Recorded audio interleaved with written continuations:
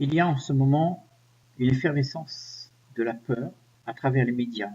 Tout ce qui arrive donne un sentiment de catastrophe, de chose qui va arriver dans une éminence, toujours dans l'éminence d'une guerre, du terrorisme, et toute cette peur converge dans nos esprits à nous terrer dans notre petit monde où il y a la sécurité.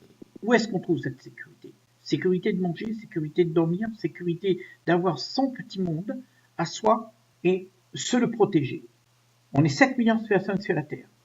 Ce qui se passe en ce moment, c'est que cette peur, elle est de plus en plus grande et tout le monde s'accroche à ces richesses, à ces choses qui peuvent, soi-disant, nous sauver.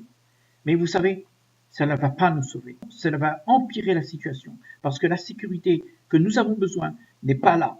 Ça, c'est la sécurité qu'on nous a inculquée dans nos têtes pour que nous puissions continuer à servir le système tyrannique qui est devant nous et qui va nous enfoncer vers la déchéance. Parce que nous avons peur et cette peur nous condamne à faire marcher ce système qui nous contrôle. Donc, où sont nos peurs? Nos peurs sont de ne pas avoir la sécurité, de ne pas pouvoir manger, de ne pas pouvoir avoir un toit, de ne pas pouvoir exister comme nous devrions vivre, ou même ça, la plus importante chose, nous est retirée par toute cette activité qui se fait en ce moment sur notre planète à la course vers l'argent. Qui va à la course de cet argent? Qui cherche toujours cette sécurité?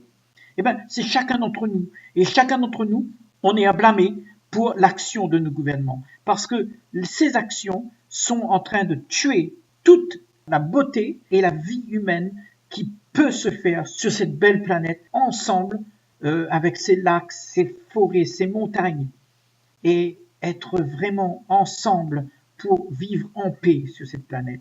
Mais la peur nous en empêche parce que chacun de nous, nous refusons de nous exposer à la vulnérabilité. Nous voulons juste nous terrer dans notre individualisme et nous séparer et nous méfier de tout le monde pour pouvoir vivre notre petite vie.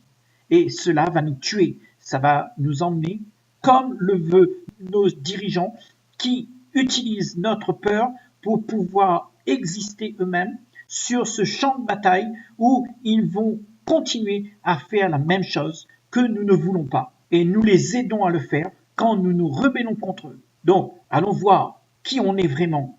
Allons voir de quoi on est capable.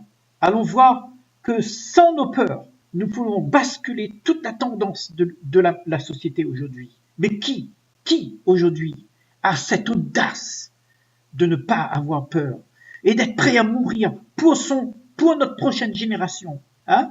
Parce que on est tous des poulets sans tripes. Nous ne voulons pas aller là.